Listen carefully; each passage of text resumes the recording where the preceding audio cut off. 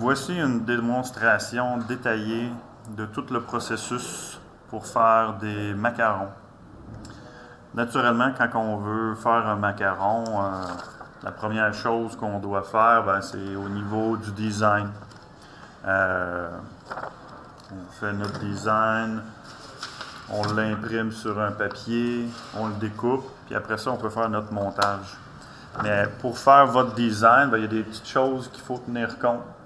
Donc, si on prend ici les petits macarons ou les gros macarons, notre design doit avoir une certaine grosseur.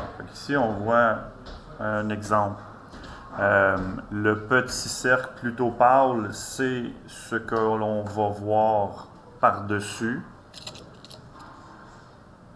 le macaron. L'autre petite ligne représente ce qu'on va voir plutôt à l'arrière. Donc, un genre de blend. Et le cercle extérieur représente plus ce qui va se retrouver en dessous de l'endos caché. Donc, on fait un design un petit peu plus grand pour avoir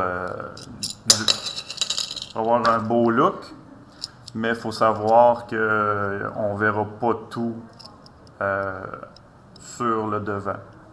Donc ici, on a des guides. Le cercle total, 48,5 pour le petit et 86 mm pour le gros macaron. Donc moi, vu que c'est blanc, c'est quand même plus simple. Mon but, c'était que le logo soit vu, puis prendre le maximum d'espace, mais j'ai pas besoin de blender en arrière. Donc, la première étape étant votre design, vous l'imprimez. Ensuite, il faut le découper, le préparer. Pour le découper, on a deux outils qui ressemblent à ça. Celui-ci, c'est pour le petit macaron. Donc, il y en a un qui est ajusté pour le gros macaron. Donc, je vais prendre le milieu, je le mets par-dessus, le plus centré possible.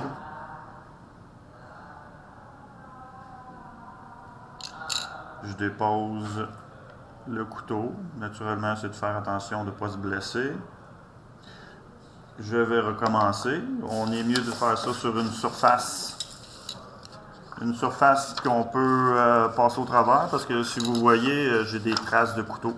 Si je l'avais fait directement sur la table, j'aurais eu des coups de couteau sur la table. Donc, je me reprends. Je prends une surface qui peut être brisée. Je me centre, je déplace, j'appuie comme il faut. Et là, je fais un mouvement de rotation.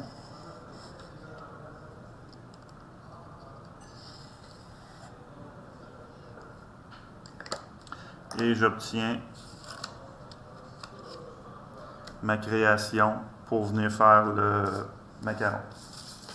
Donc, j'ai ce que j'ai besoin. J'ai besoin de ma création sur un papier. J'ai des petits protecteurs de plastique qui vont aller par-dessus. J'ai des supports de métal. Et quand on prend des supports de métal, il faut faire attention d'un fois qui se collent un par-dessus l'autre. Il faut en prendre juste un. J'ai ça, ça, ça. Et naturellement, on a besoin de notre endos de plastique avec le crochet. Je vais le mettre là. La presse est composée de la poignée. On a une partie de die qui est en haut, qui tourne. C'est normal. C'est comme ça que ça fonctionne. On a une base qui a deux endroits pour mettre tout ce qu'on a de besoin. Donc, quand je commence à mettre mon produit, la tige en arrière va venir indexer à la bonne endroit, qui fait que quand que je presse, je suis vis-à-vis et la séquence est bonne. Quand je veux tasser l'autre côté, la tige à l'arrière va venir indexer juste qu'est-ce qu'il faut. On voit qu'ils sont vis-à-vis. Et là, la deuxième étape va se faire. Quand vous allez recevoir la presse, ça se peut que ça allait bouger un peu. Donc, ça se peut qu'on ait à forcer un peu l'outillage pour être capable que quand on arrive au bout, chaque côté, ben que délicatement ça l'indexe la filière du haut, l'outillage du haut. Donc, à gauche, on va insérer notre backing. Notre backing, on voit que la forme arrondie va pointer.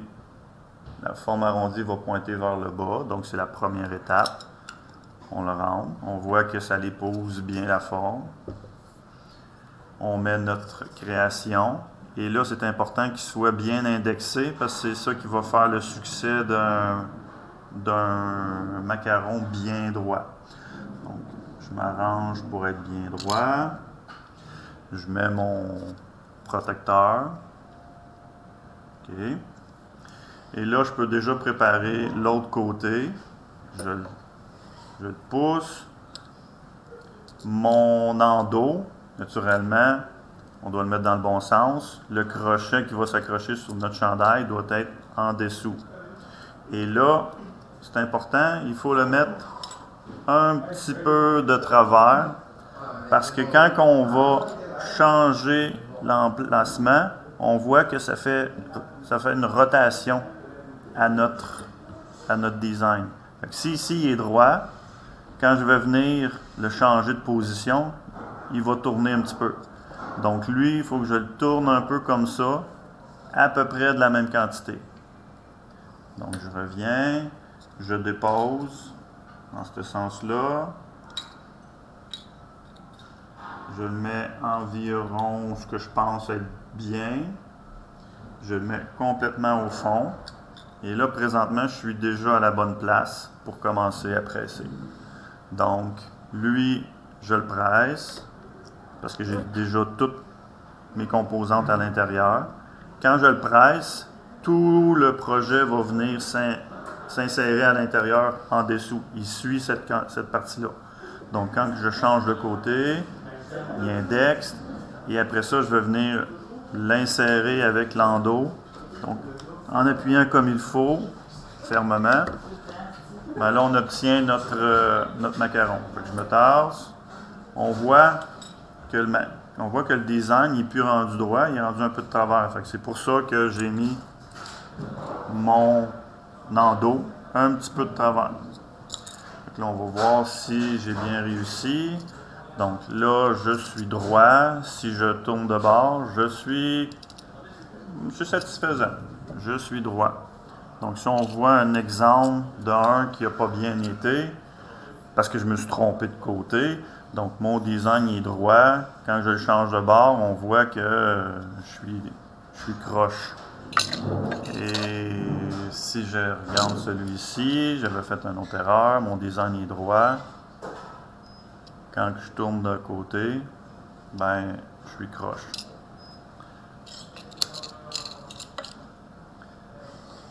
Donc, et voilà, ça fait le tour des instructions détaillées.